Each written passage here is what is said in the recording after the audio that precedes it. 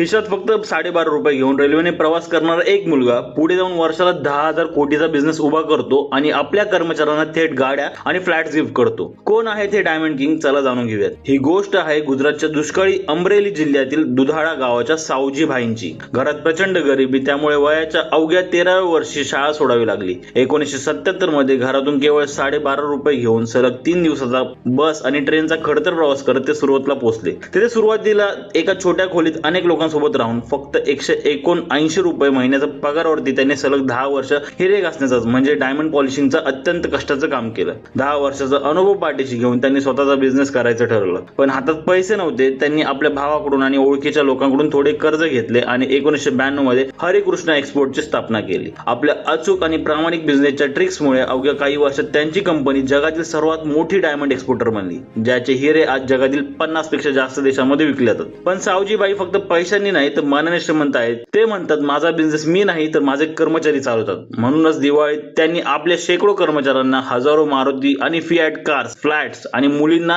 मुदत ठेवी म्हणजेच FDR गिफ्ट केल्या। त्यांच्या याच दिलदारपणामुळे आणि जलसंधारणाच्या मोठ्या समाजकार्यामुळे त्यांना पद्मश्री पुरस्काराने सन्मानित करण्यात आले। मित्रांनो, सावजीभाईंचा हा संघर्ष आपल्याला शिकवतो की परिस्थिती कशी असो, जिद्द असेल तर जग जिंकता येतं। हा व्हिडिओ आवडला असेल तर लाईक करा आणि अशाच पॉवरफुल गोष्टींसाठी आपल्या डबल इंजिन ऑइल चॅनलला नक्की सबस्क्राईब करा।